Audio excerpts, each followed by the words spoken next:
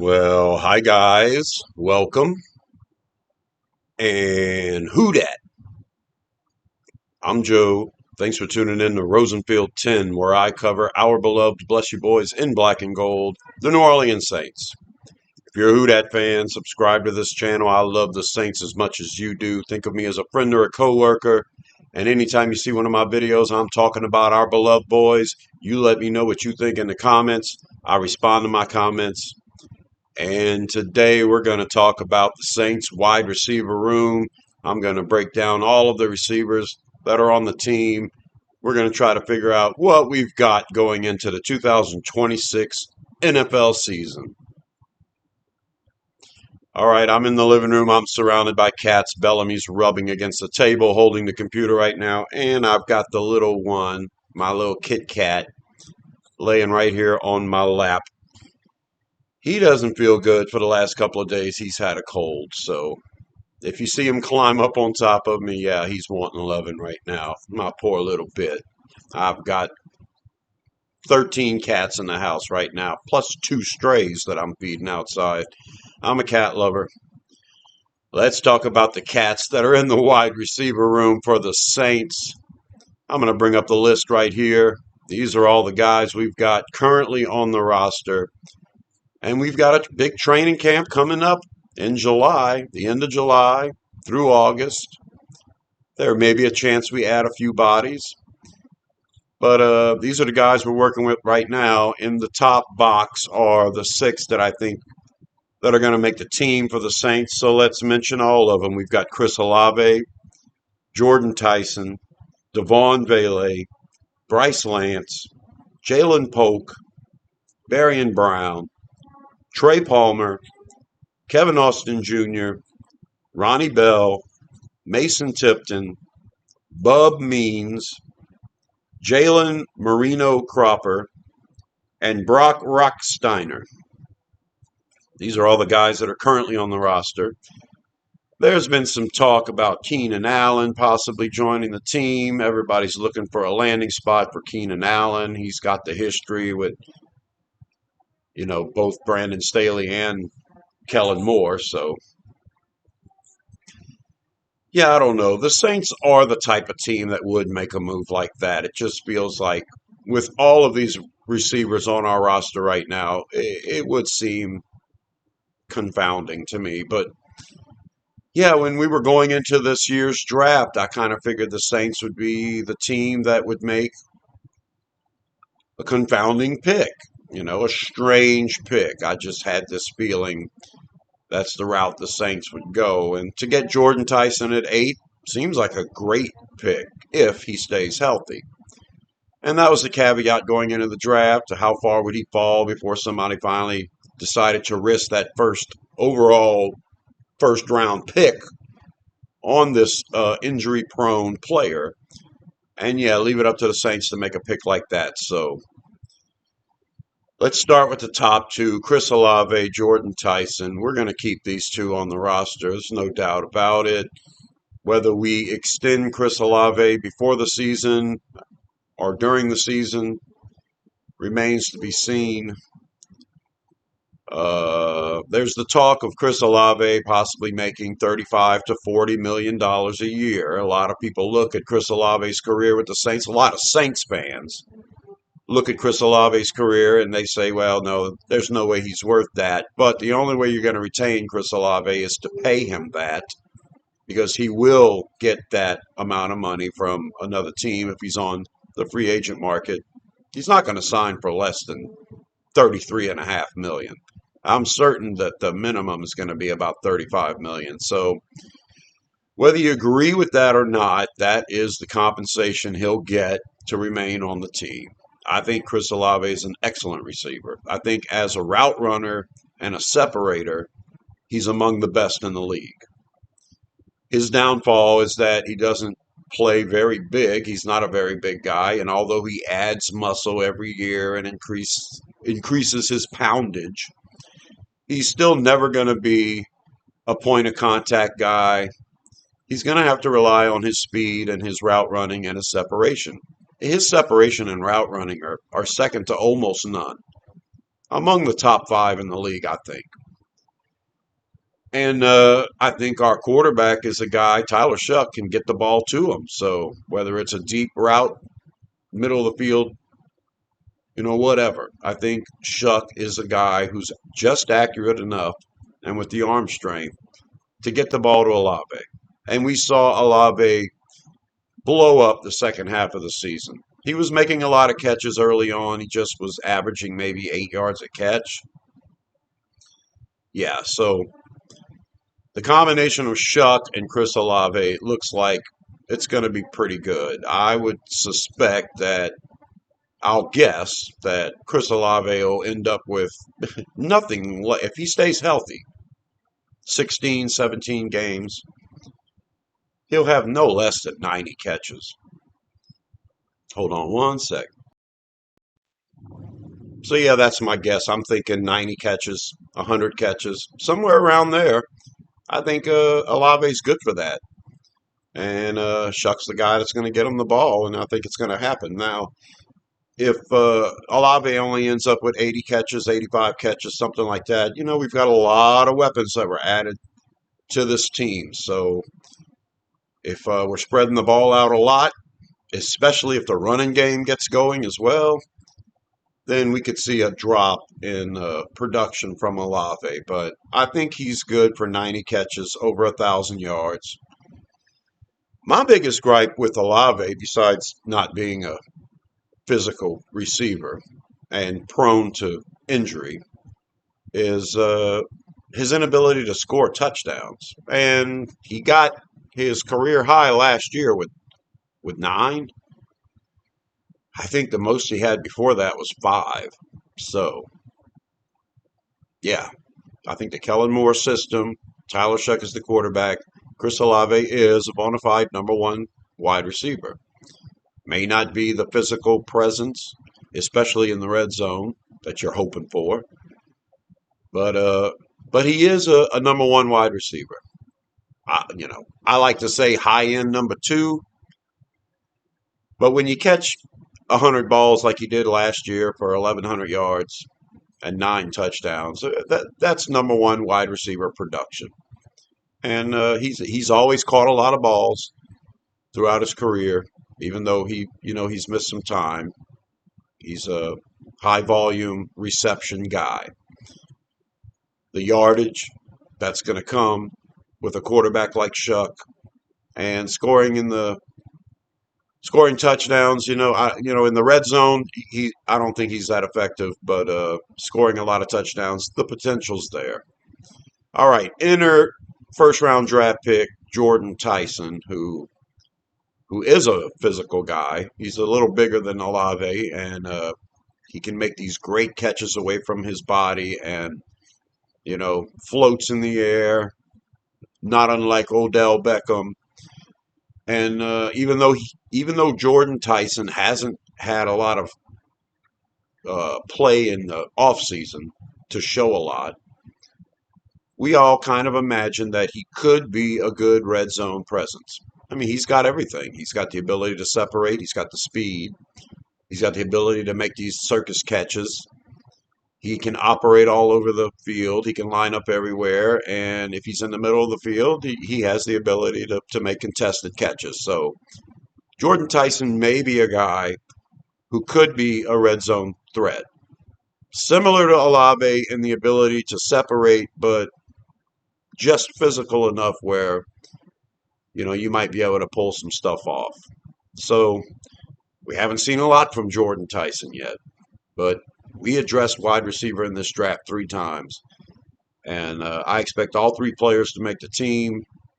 And I expect if Chris Olave and his agent try to play, hardball 4D chess kind of stuff, then, yeah, we've got a lot of talent to fall back on. We have beefed up this wide receiving room quite a bit. When it's all said and done, Jordan Tyson could be our number one guy. And if that's the case, then Chris Olave ends up a very high paid, very high level number 2 guy. But hey, man, I kind of look at it as just having 2 number 1s on your team. It's kind of what we need. It's what we have. And if these two guys stay healthy, it's going to be it's going to be interesting. Let's talk about Devon Vele. There's another guy with an injury history. Devon Vele has that size and has shown to be really good in contested catches. I believe he made every catch that was thrown to him last year. And he would be, along with the tight ends, Devon Vele would be a red zone threat. That's something that I expect to see a lot of. If Man, if you get these three guys, Olave, Tyson, and Bailey on the field at the same time, around the 30-yard line in to the end zone, yeah, it's going to be hard to double cover anybody. And they all have their abilities to get open. So touchdown production's one of them things. I'm gonna assume Shuck ends up with at least 25 touchdowns. If he can get 30 or more, that would be insane. So I'm going to pick somewhere between 25 and 30 touchdowns. I think the tight ends are going to get involved a lot. I think the running backs are going to get involved a lot. And I think in the red zone, Devon Bailey might be the guy out of these three that I kind of feel more comfortable with, or I lean towards as a guy that's going to get productive in the red zone. I say Jordan Tyson could be a special player. Those fade routes that just never work with a guy like Olave, I think they could work with Tyson. But Devon Bailey can do it all. He's tall enough to get up and get it. He's shown great hands so far in his time with the Saints. The only issue with these three guys are the injuries, in my opinion. I think the biggest issue. So Devon Vele stays healthy. I think he's a great guy to have on your team. The next one we're going to talk about is the fourth round draft pick, Trey Lance's brother, Bryce Lance. This guy has size, he has speed, and even though he comes from a small school, it's a school that produces a lot of NFL talent. I think Bryce Lance is a guy in the offseason right now, lining up all over the place. He is positioning himself to be a viable member of the 53-man roster. So the issue with Bryce Lance is he is a rookie, small school, right? He's got to learn. He's got to develop his route tree quite a bit. He's not going to win with just size and speed in the NFL as easily as he did at North Dakota State, but man, he's got it all. And the fact that he's learning every position right now, it bodes well for him to make this team. Now, will he be a healthy scratch in every game? It's possible. It's possible that you have someone further down the depth chart who's better at special teams. And, Bryce Lance, he's going to have to learn all three positions on lining up as a wide receiver. He's also going to have to get involved in special teams. If Bryce Lance can cover kicks and punts, then he'll be active every game. That's the way I'm looking at it. And yeah, I think he's a guy that's going to make himself, very valuable lining up everywhere. So if you lose one or more of these top three guys on this list, then Bryce Lance is a good guy to fit in and play and to start and to have some reps.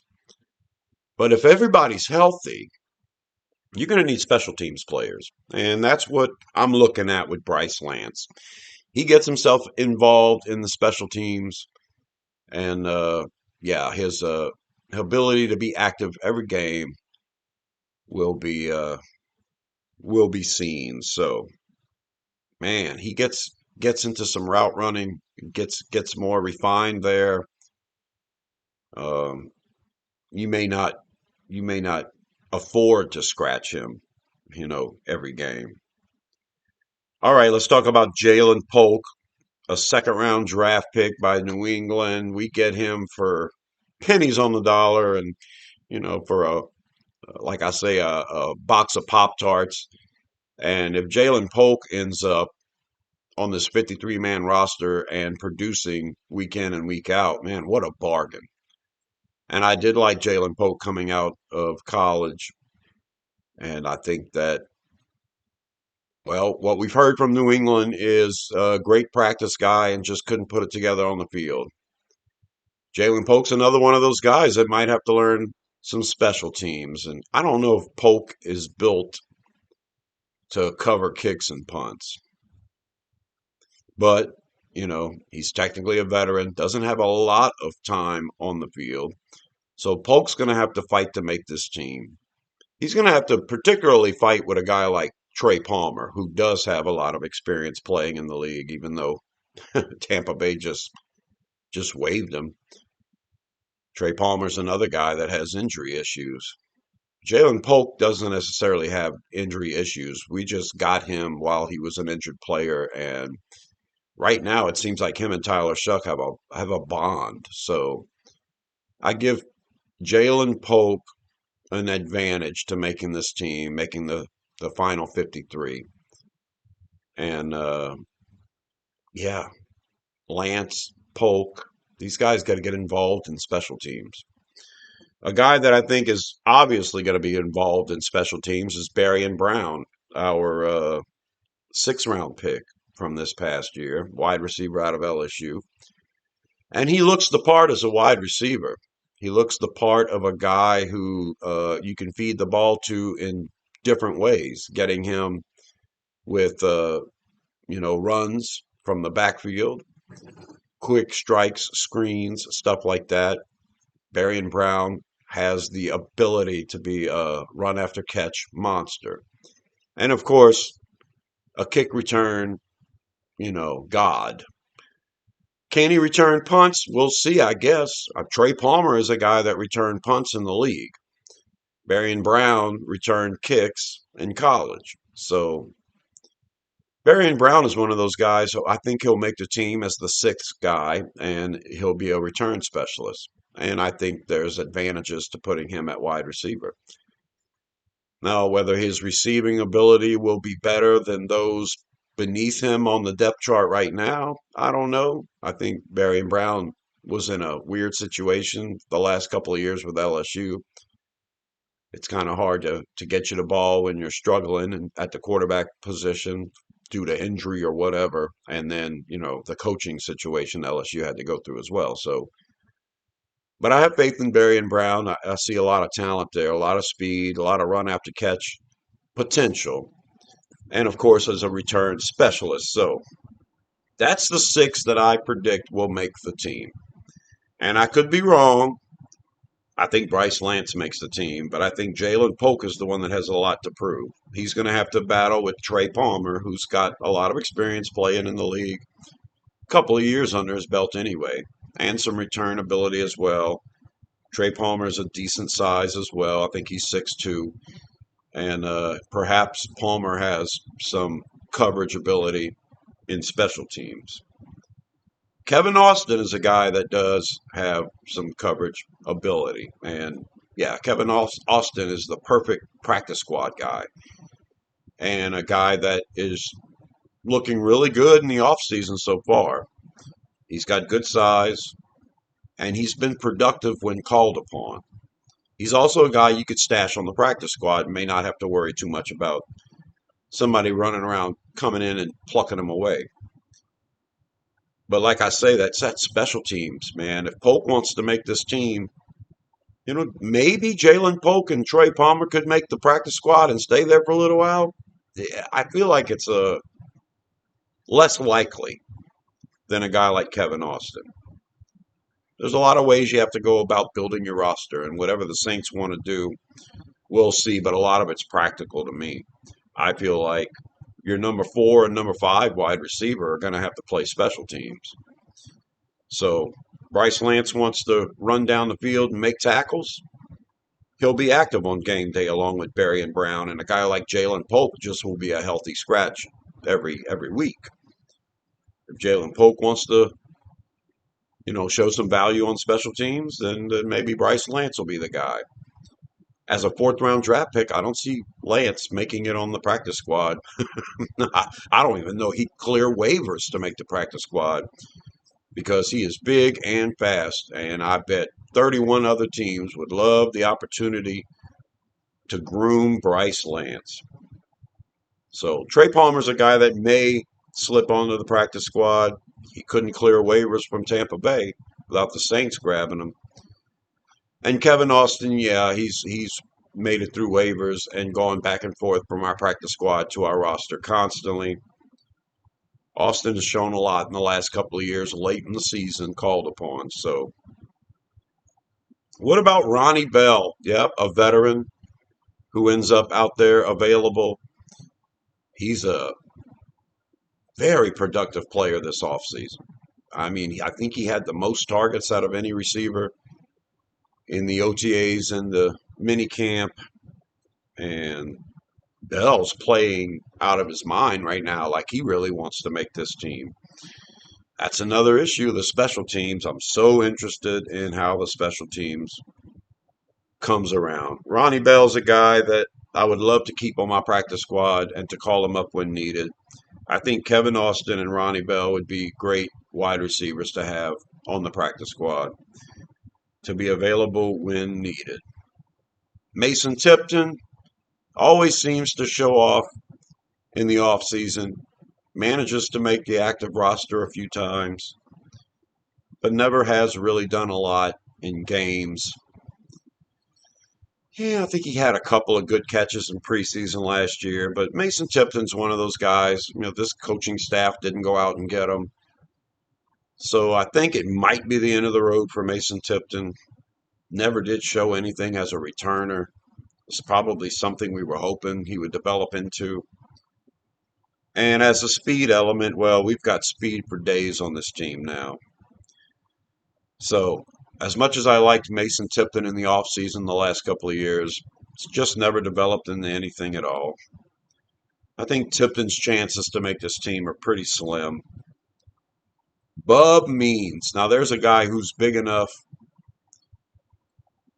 to fit on special teams as a coverage guy, to get downfield and make tackles. I think Bub Means, if he's talented enough to do it, definitely has the size to do stuff like that. And he has an intriguing size and speed combo that you want to keep him around and develop him. But Bub Means never could stay healthy. So he was kind of limited this offseason too. So Means is going to have to he's going to have to play great in the mini camp or training camp and preseason just to beat out the likes of Ronnie Bell or Mason Tipton. I'm not too sold on Bub Means making this team. I think he's a guy that is going to be in and out of camps for the rest of his life until he can stay healthy. If he stays healthy, he could possibly hang out on the bottom of a depth chart somewhere. But he's never stayed healthy for us. Jalen Moreno-Cropper is a guy that, hey, Belly, that Kellen Moore went out and got as a free agent, and we've got him on the roster now. There's some playing time in real games with Cropper, and the familiarity with Kellen Moore. Perhaps he is a special teams guy. Perhaps he would have an advantage if he was featured in special teams in his past with Dallas. So I haven't really looked into that, but he's on the team now, and the fact that Moore handpicked him is the only reason why I'm thinking he has any chance at all. If he can cover kicks and punts, that would make him a hell of a lot more valuable. And the league probably would be familiar with Moreno-Cropper and Trey Palmer above all these other guys that are at the bottom of this list here. So maybe you don't keep Moreno-Cropper on your practice squad. And then finally, Brock Rocksteiner, the wrestler's kid, right? 6'2", 225. He is a guy who would definitely run down the field and make some tackles. Rocksteiner has the physical presence of a tight end, and impressive enough in his tryout that he was able to make the 90-man roster. The sad thing about Rex Steiner is he had his opportunities in the offseason, and I think he only had one catch throughout OTAs and minicamp. Not a good sign for somebody fighting to make the team. So there you go. That's my breakdown of the wide receiver room. We've cut a bunch of players from the wide receiver room who we could always bring back. But I think Olave, Tyson, Bailey, Lance, Polk, and Brown are the guys we're going to go with. The only one I'm iffy on, if Barry and Brown turns out to be a return guy, a return specialist, and we know he is, but I mean, if he shows he can do it, all he needs is one 50-yard return in the preseason, and Barry and Brown's place on this 53-man roster is set. So the only one I'm really iffy on is Jalen Polk. I think Bryce Lance is too valuable to try to put through waivers and make the practice squad. Jalen Polk's going to have to prove a lot. He's going to have to beat out Trey Palmer and Kevin Austin, Ronnie Bell, Mason Tipton, Moreno-Cropper to make this team. But hey, Jalen Polk's looking great right now. Seems like the quarterback really likes him. So that's the 6 that I'm predicting. And that's our wide receiver room. And you look at the bottom of this list, and it doesn't even start with Trey Palmer. It's guys like Kevin Austin, Ronnie Bell, Mason Tipton, who were relied upon when we got thin last year. Those were the guys that were at the top of this box up here. You know, they were at the bottom of the box that had to play at the end of the year. Now they're outside the box looking in. So to have those kind of guys on your practice squad bodes well. Meaning if Olave gets hurt at any time, or Jordan Tyson, or Devon Bailey, you're way better off having a guy like Bryce Lance, Jalen Polk, and even Barry and Brown to come in. Kevin Austin to me is valuable. I think Kevin Austin needs to be on this practice squad. So Trey Palmer and Ronnie Bell have a lot to show. And the rest of them, yeah, it's a tough road to climb. This little guy, let me show him one more time. My little kid, he's sick right now. My poor little baby. He can barely breathe without gagging, and you know, he's so little that I don't know what to do to make him better. Look at this sweetheart. My heart. I took him in the bathroom yesterday with the hot water running to give him kind of a steam for his sinuses. Hey, if you guys know what a guy like me can do for a kitten to help him with his congestion, let me know in the comments. You are so sweet. I'm Joe. Subscribe to Rosenfield 10 for more videos about the Saints. I might be breaking down more position groups as this offseason moves along. So subscribe, and until the next one, I'll talk to you later. Who dat?